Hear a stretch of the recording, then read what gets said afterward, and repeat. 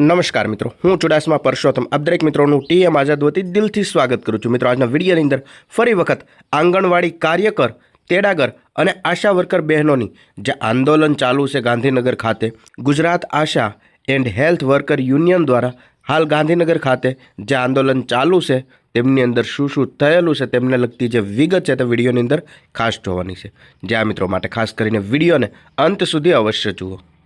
સૌ પ્રથમ તો તમે આ માહિતી જોઈ શકો છો। આંગણવાડી અને આશા વર્કરને પડતર જે પ્રશ્નો છે તે અંગે કલેક્ટર કચેરી ખાતે ધરણા કર્યા છે। રાજ્યની આંગણવાડી વર્કર અને આશા વર્કરોના જે પડતર પ્રશ્નો છે તેમને લઈને મંગળવારના રોજ કલેક્ટર કચેરી ખાતે ધરણા યોજવામાં આવ્યા હતા અને ગુજરાત હાઈકોર્ટ અને સુપ્રીમ કોર્ટે કાયમી કરવા માટે જે લઘુત્તમ વેતન છે તેમને આપવા માટેના ચુકાદાને લગભગ 6 મહિના બાદ અમલ નથી કરાતા તે માંગણીનો ઉકેલ ન આવે ત્યાં સુધી તબક્કાવાર આંદોલન છે તે ચાલુ રાખવાની પ્રતિજ્ઞા લઈ લીધી છે।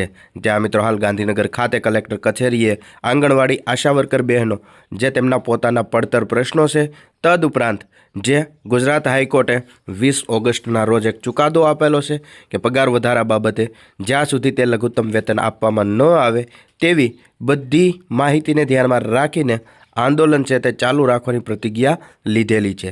માહિતી વિગતવાર જોઈએ તમે અહીંયા જોઈ શકો છો કે આશા વર્કર આંગણવાડી જે પોતાના પડતર પ્રશ્નો છે તે મુદ્દે કલેક્ટર કચેરી બહાર ધરણા લીધેલા છે। રાજ્યની આંગણવાડી વર્કર અને આશા વર્કરોના પડતર પ્રશ્નોને લઈને મંગળવારના રોજ કલેક્ટર કચેરી ખાતે ધરણા યોજવામાં આવ્યા હતા।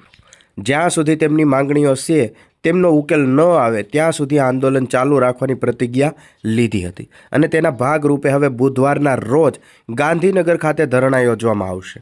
હાઈકોર્ટના ચુકાદા અનુસાર તેમને જે વેતન ચૂકવવામાં આવે છે તથા નિવૃત્તિની વય મર્યાદા છે તેમાં વધારો કરવા આ સહિતના ઘણા ખરા પ્રશ્નો લઈને બહેનો છે તે કલેક્ટર કચેરી બહાર ધરણા પર બેસી અને વિરોધ વ્યસ્ત કર્યો હતો।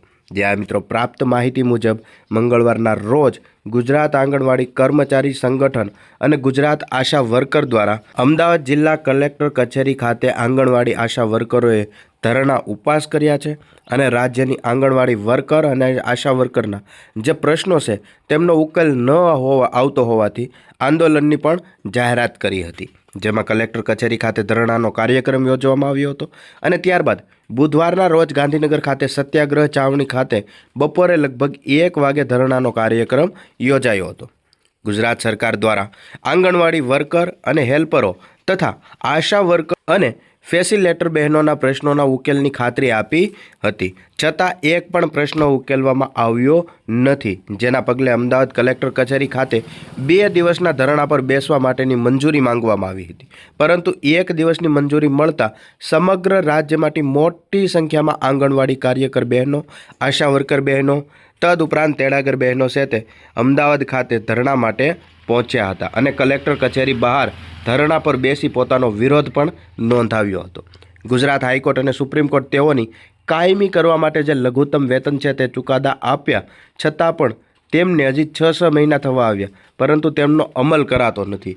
જે આ મિત્રો ગુજરાત હાઈકોર્ટમાંથી એક ઐતિહાસિક ચુકાદો આવી ગયો કે પગાર વધારો કરવામાં આવશે। તેમને પણ 5 કે 6 મહિના આસપાસ ટાઈમ થવા આવ્યો પરંતુ હજી સુધી તેમને અમલ કરવામાં નથી આવ્યો।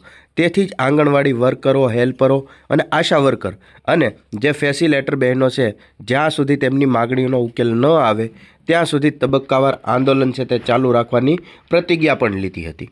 આંગણવાડી અને આશા વર્કર બહેનોની માંગણી છે કે ચુકાદા અનુસાર તેમને લઘુત્તમ વેતન આપવામાં આવે, કાયમી દરજ્જો આપવામાં આવે, ડિજિટલ કામગીરી માટે નવો મોબાઈલ આપવામાં આવે, બાળકોના પોષણ આહારોમાં જે 100% વધારો કરવામાં આવે, નિવૃત્ત વય મર્યાદા છે તેમને 60 વર્ષ કરવામાં આવે અને એક વખત બદલીની તક પણ આપવામાં આવે।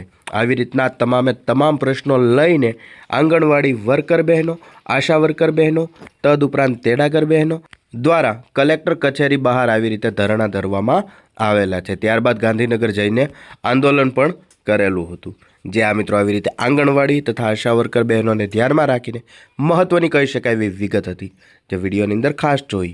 આવી માહિતી જોતા રહેવા માટે હમણાં જ ચેનલને સબસ્ક્રાઈબ જરૂરથી કરી લેજો।